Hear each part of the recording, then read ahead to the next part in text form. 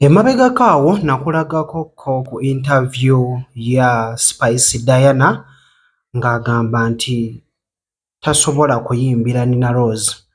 Jjukira bano ababiri baalinamuko obutakkaanya. Nina Rose bwe yagamba Spice Diana nti mumpi ng'omuntu ne kimuyisaamu bubi.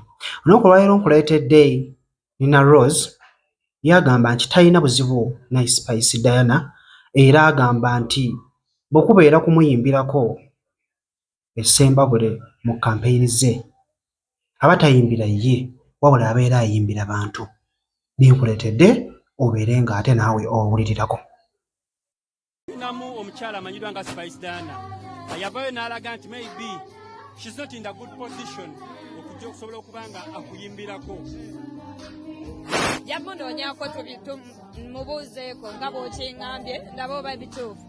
Naye fonna sirina kirala kye nnyinza kukyogerako. Yamunonyako. Ojja munoonyako omubuuze lwaki oba ogenda kunyimbira. Lwaki tayagala kuyimbira bantu kuba eno nsonga y'abantu si ya Nina Rose nganza omuntu. Tusoboka ye ayinza okuba yali protecting career ye. Yeah. So sigenda kubaako kyekikomentingako ali entitled ku kiki yayogera naye nganza omuntu nja munoonyako oba nja kunoonyereza. Naye obutakkaanya bwammwe ne Spice tebuggwangawo. Sirina butakkaanya naye bw'oba bwaliwo bwaggwawo. Naye bwaliwo. Bw'obuba nga bwaliwo nga bwe bwe mukirambika tebuliwo. Akimanye nti si kyabulina. Okay, in case ngakkiriza okukampeyiningirako oli ready okumuwelcominga? 100%. 100%. Nkiddamu aba kino si kyagenzeka ky'abantu b'essembabule ky'abannayuganda bonna. Nja kumuwelcominga n'essanyu eringi. So kati batumulabako tumugambe munnaye Nina ali tokyusaamu mu bigambo byange byenjogedde byennyini byoba omugamba.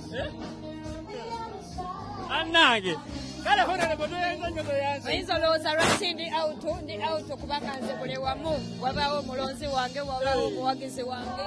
Akalulu okanoonya kino. Buli wamu tuli ku protest vote. Kano akalulu k'ekiro tekasoboka tugendera kanoonyeza ku ttadooba. Ate ekiro bategeera bwangu kuba